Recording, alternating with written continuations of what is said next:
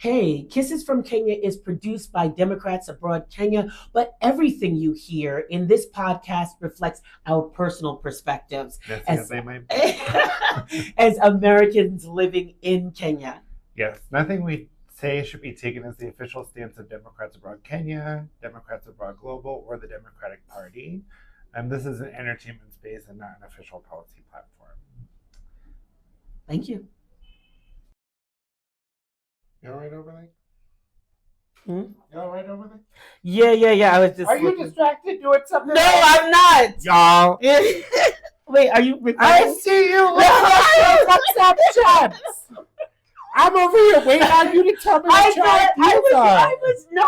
I was going to transcribe them for you. I'm just going to. No, I have something. I know what I want to talk about. I know what I want to talk about. And I just wanted to look at this. Do you see the way that she treats me? No, I didn't know you were. She watching video notes. No, I don't know. This new guy, I just. Yeah, he could hit it. Huh? He could get it. Yeah. You gonna let him hit it? No, I'm not gonna let him hit it. We talked about this. Why? You have to teach when you reach. We'll let them reach a little faster. No, because I'm settling down now. I'm not gonna be a player no more. Kate Bush did not say running up that hill for you to be slow walking.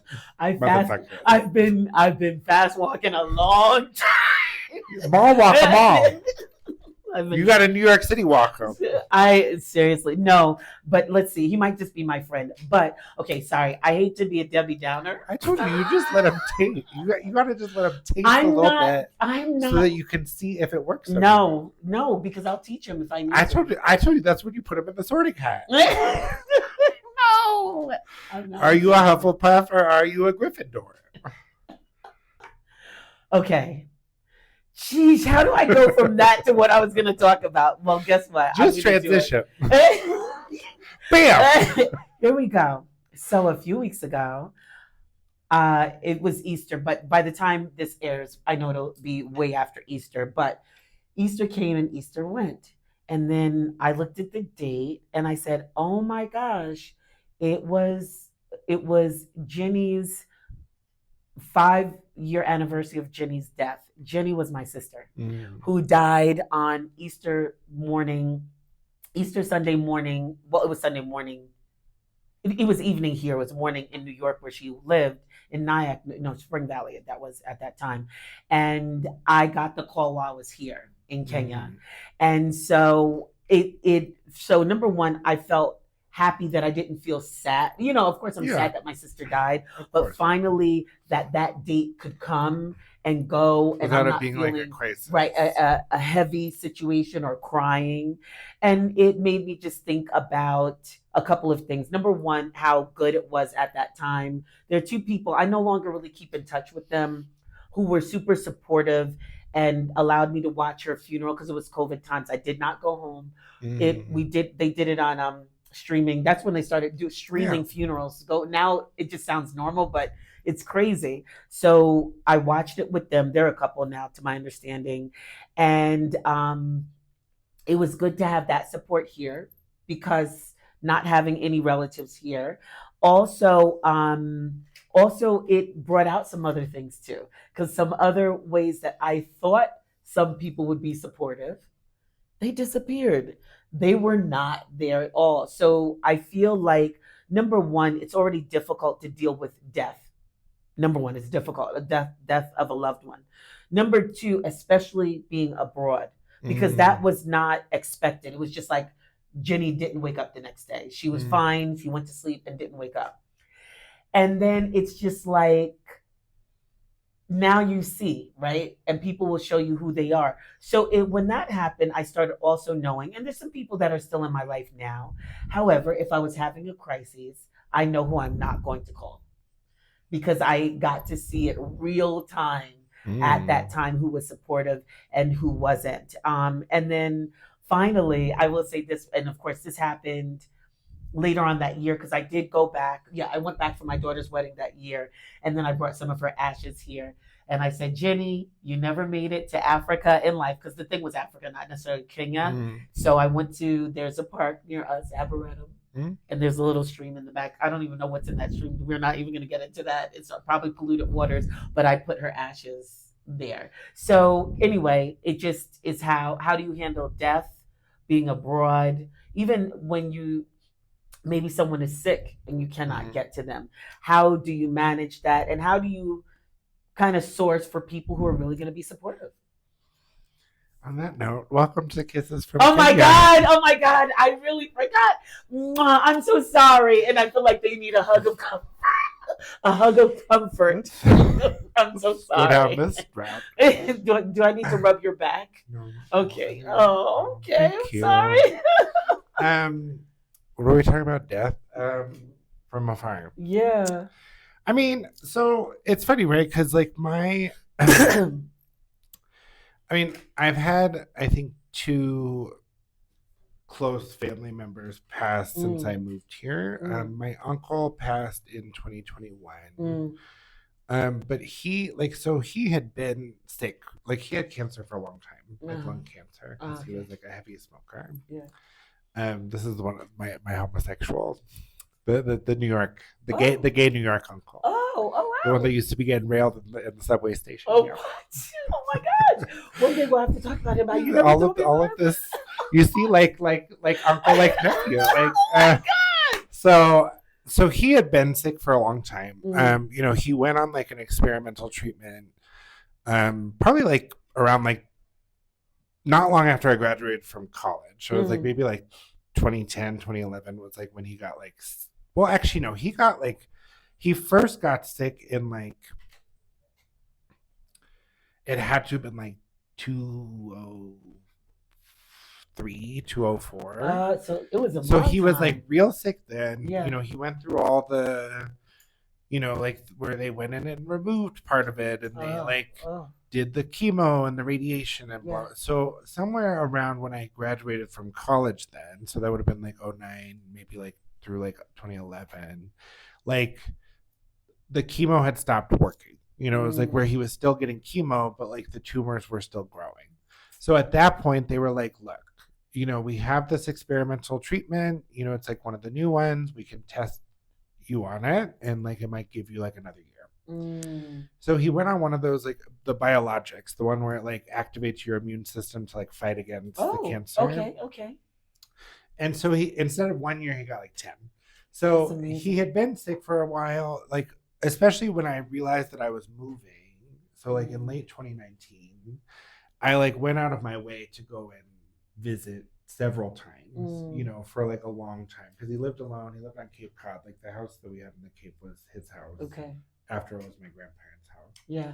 So, you know, I would go for like a week or like a long weekend, blah, blah, blah. You know, like it was the last maybe 2 weeks before I actually moved to Kenya. I'm so sorry. Look at you, bad behavior. It is. I know my phone is on Do Not Disturb. It is on Do Not Disturb. That means it's an emergency. So keep going.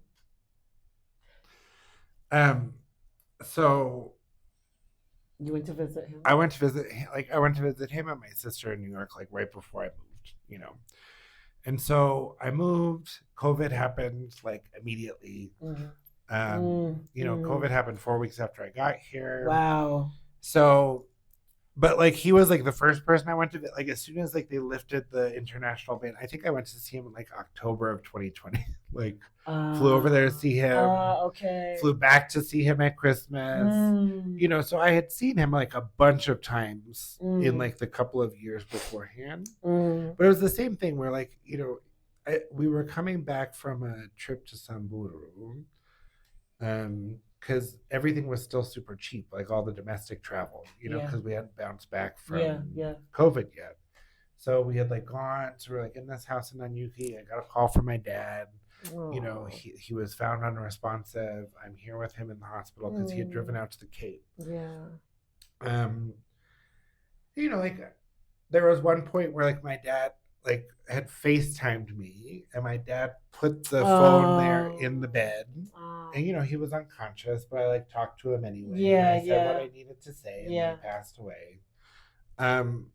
I did go for the funeral Mm, because I felt like I had to. mm.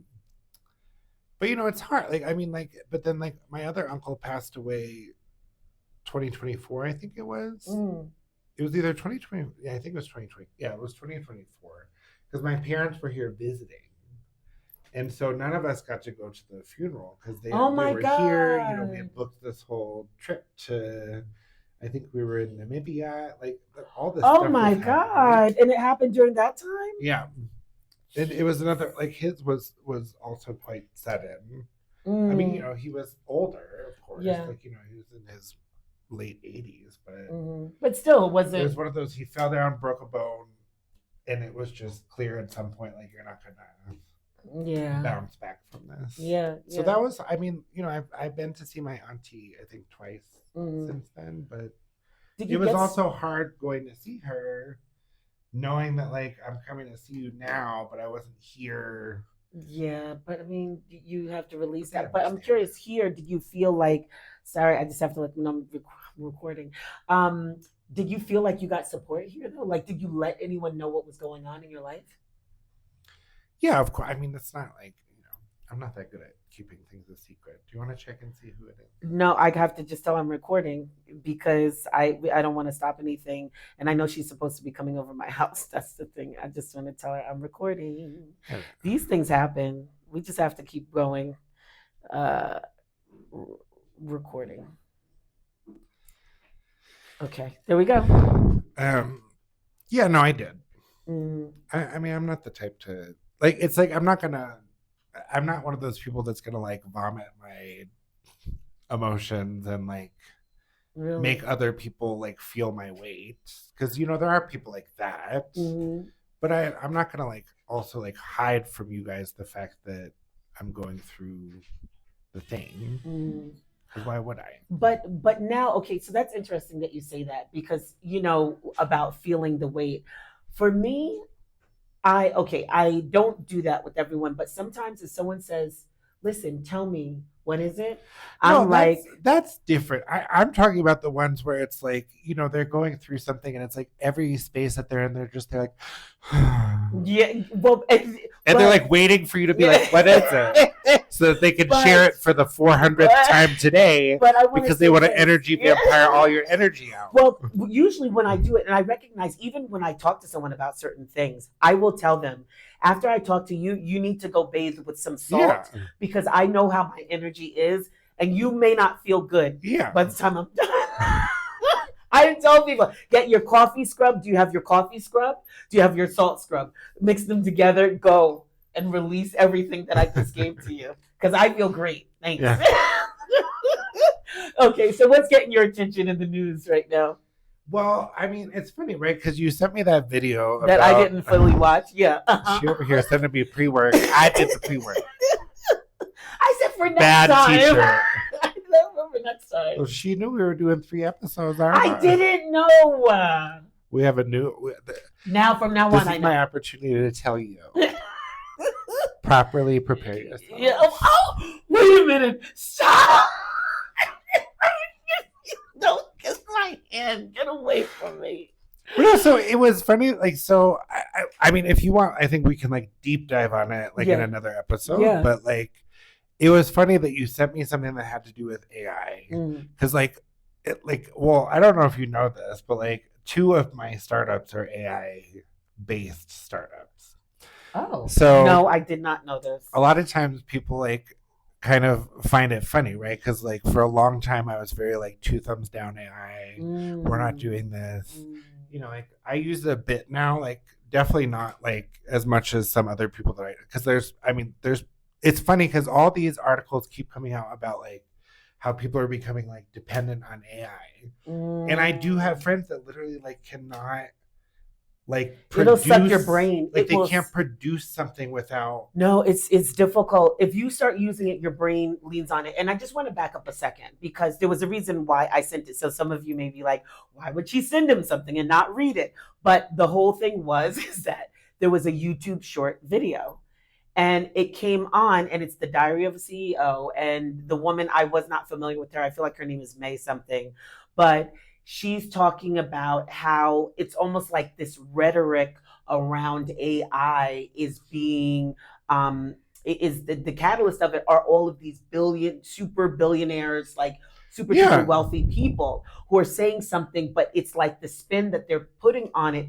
it doesn't have to be like that. And they're setting us up to really fail in an AI world. So that caught my interest, and I did send it to Brendan. Well, no, I mean, but the thing is, like, it's exploitation on multiple levels, right? Because on the one hand, like, you look at something like Waymo, that's like the driverless cars in the US. Yes. And so basically you're eliminating like a US based wage when you do that. But then hidden behind it is the fact that there are people in the Philippines that are actually monitoring all of those cars in real time. So it's not really driverless because there's someone that is there watching it. Yeah. And they have to fix it when it does the wrong thing. Like when they and it drive does a lot of wrong when they drive the wrong way, or when they drive over a blah blah blah. Oh yeah. And so, but the thing is, those people in the Philippines are being paid like $1 an hour to do what would, at least in the US still wouldn't be a good wage, but like somebody would be making $10 an hour to do that. So it's like, not only are you like eliminating jobs within like the Western markets, but you're replacing it with exploitation in other markets that primarily targets Black and brown Yes, people. And then they're increasing their revenue margin, their profit margin. So because you're going to charge people the same amount to ride in a Waymo as they would pay to ride in an Uber. Isn't that something? So but people don't think about that. They just order the thing. But are people really ordering Waymo? Because it's scary. I've seen clips of what that thing capable of, like running over a curb or going the wrong way. But the thing is, people will book it like it's the same. Like, I mean, all of it kind of feeds into each other, right? Because between that and social media, like, which is ironic because we're like posting this on a social media platform, but like people are increasingly also like distancing themselves from each other. Right? Yeah. And so there are people that will book the Waymo because they don't even want to be subjected to like the human interaction of themselves and the Uber driver, which to me, as somebody who, I'm like an ambivert, so I do switch back and forth and I can be introverted sometimes. Yeah. But that's insane. Like, yeah, but let's go back for a second because I remember seeing this article when my daughter was in college, so it may have been maybe a little bit out of college for you because she's just a few years younger, but it was at that time they were already starting to see there was a change in how millennials related in person versus online things. They were saying like these people are having trouble talking to people in the workplace. They can send emails. I just saw a thing that was about how like it's Gen Z men. Like almost 2/3 of them struggle to talk about sex with their peers. Like Gen Zs are struggling to talk about sex. Like it's like Gen Z men, like that kind of locker room banter, like the kind of banter that we have on the show. Like they can't do it. Why not? That's so weird. Like they don't know how to talk about it. Oh my gosh, they should watch this show then. Can you imagine? They should watch Kisses from Kenya. We'll coach you, my darling. Also, slide in the DM. Sometimes I want to go for a ride on a... Life is a highway. I want to ride you. Oh, my Lord. That was a Freudian slip. So, and it was a dated one, dear, because that song is from the 80s. John Cougar Mellencamp. Come on, baby. That's not. No, that's not John Cougar Mellencamp. What was that song? Are you sure? That was Sheryl Crow. No, that was Sheryl Crow. Life is a Highway is definitely not Sheryl Crow. I am enough of an elder to know it was John Cougar Mellencamp. It's not John Cougar.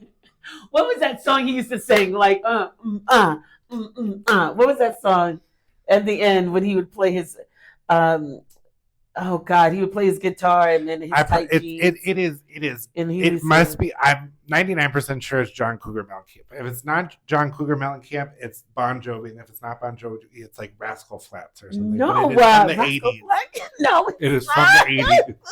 Stop." There was a remake version that came out more recently, but the original Life is a Highway Oh was God, definitely. my cheeks are hurting so bad from smiling Oh so God, hard. Jesus. And but the replacement of John, but in the end, again, I wonder: are we blind to what is going on? Because this lady really, I will go back and watch the Diary of a CEO because the Yeah, no, way I she think we was should talking, talk I'm about it like, more. yeah, like what is happening? Are we just, are we complacent No, in this revolution? people at the end of the day, like unfortunately, especially I won't even just say Western people. People in general, I think, are driven by, at least in the current world, like a desire for comfort. Mm, I want things to be easy. I want them to be convenient. I want them to be comfortable. mm. And if that means that I'm literally gonna like cook myself in the process, like I don't care. But it's so funny because there was a time that wasn't, that has been taught to us. Of That course. part of culture didn't exist. It's the microwave. What do we call it? The white microwave culture, where you want comfort, you want it fast, Yeah. you want it convenient, and all these types of things. So very interesting. But Very I think, I mean, think about it, right? Mm. And again, it's ironic because of the platforms that we're like running this on, but Mm. like most of it's because like all of these things that we're thinking about, social media, like these other platforms, like all of them run on ad revenue, Mhm. you know, or like Yeah. that's how they boost their Yeah. earnings. Yeah. It's still the So same. It's the It's same like model. I'm though. gonna hook you to it so you keep coming back because I Mm. need you to see these ads. Mm. You haven't noticed how on like Instagram now these days it's like sometimes you get double. It's like 2 ads in a row when you're going through people's stories. Yeah, because I get confused because I'm like, wait, I don't. Who the What fuck is is that? that? What is that? And it's interesting because of those people who don't know, like Kenya is like the technology hub Yeah. of East Africa. Also, tell me this, riddle me this. Was Chat GBT originated in Kenya? That's what I heard. That Kenyans created it. I don't know. I feel like, okay, can we look that up? I do know for a fact that there have been multiple scandals related to AI because people in Kenya are the ones who have to review all those conversations. Yeah, and then they were And paid they get very paid like little, $1 an hour. like like even much lower than like a low rate already. Yeah. No, there's a company in California that is the one that contracts it out. They get paid like $12 an hour by OpenAI and by the other companies because they also do the Meta glasses. So they're charging like $12, $13 an hour for the like review, but then only $1 or $2 goes to actual reviewers here. They eat the rest in California. And California is eating. We know that for a fact. Absolutely. We can talk a lot about that. We can, and I think maybe in future conversations, it's like, okay, so we know we can talk more about how they're using it for not good reasons, but how can we start to use it for good reasons that can, that's what my is startups are about. Really? Yeah. So one day you'll talk about those fully on the show. Okay, that would be awesome because we can get caught up in the oh my gosh, and then forget that there still is humanity that's there. What can we do to really build up and change the economy without depending on the West? I'm going to go ahead and say it, without depending on the West for that shit, because that's a problem in the first place, which we can get into at another time.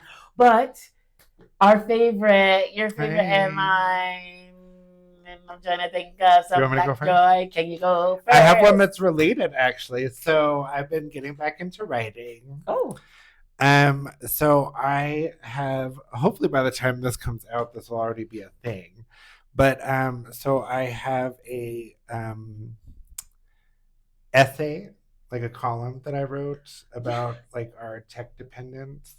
Wow. That I submitted to a blog called Africa is a Country that like publishes opinions and stuff like that. And they have written back to me and said that they would like to work with me on the column. Yes, so that's going into editing that's awesome. soon.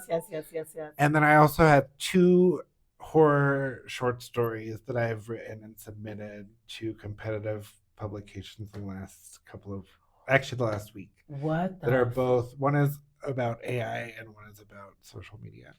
What? I can't wait.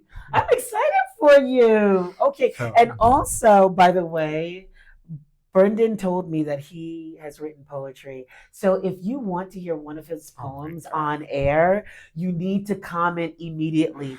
Brendan, we want to hear one of your poems. You need to comment. We're going to have to give it like explicit content warnings because they're mostly about me getting my cheeks clapped. I love it. Oh, then and especially if you guys, enough of you say it, he'll do it, and then maybe that's when we invite the Gen Z men. How is that gonna? Oh Randy. My God! Speaking of, sorry, I said her names. It's okay. They don't know which one it is. Okay, there might be a few. And he's trying to reach you. Yeah, you cut through my do not disturb. Okay. That means it's a back to back. This is seeing you were talking about me. I told you. That'll be Queer Joy for another day. Okay. Story of that one. That's in creation. That's in Queer Joy being That was my latest right pickup. Okay, Black Joy. I discovered this about myself, and I'll just make it joyful because I'm Black. It's Sometimes we do that. We can totally do that. So,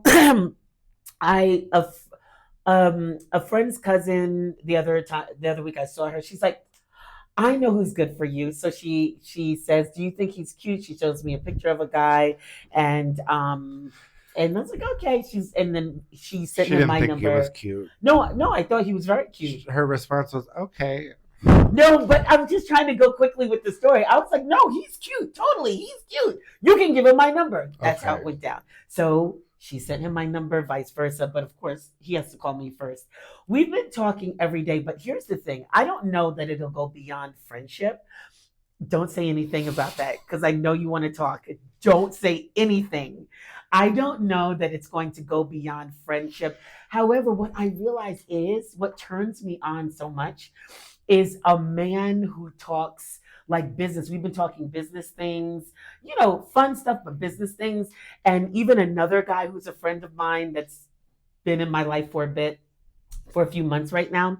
And when he talks business to me, it's a big turn on too. So is that, I can't tell if you're about to get wrapped up in a pyramid scheme or have a threesome, which is a pyramid of its own.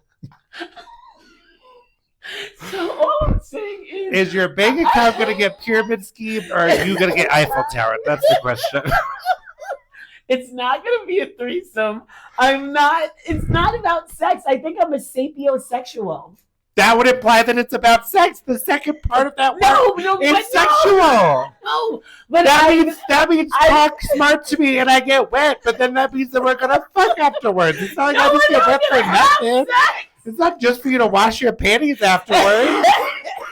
It just means I'm attracted. Are you becoming a nun? What is happening?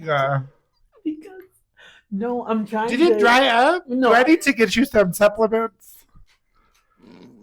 Rita has some supplements that we could plug. No, it's just that I want to settle down. So I need to make space in my heart and my vagina. I need to create space for the guy because now I want a partner. I want him to be sitting right here laughing with us. I want him to be like, babe, it was here trying to invite people to my house. Babe, it was a great show. Yet. Yeah. They definitely not sitting in here listening. Absolutely not. Why do you want to be in an Ike and Tina Turner situation? It's not Ike and Tina. I don't want to be abused. I just want him to won't trust you to be in my house alone, the white homosexual? I want him with me. I've spent all these decades by myself. He can come here and watch the show. Gosh. That's my joy. That's my black joy. Damn it. Anyway. We'll see if this comes true or not. Anyway. This has been... I'm manifesting it. This has been Kisses from Kenya. Mwah. Bye, guys. See you next time. See you later. Later. Oh, my gosh.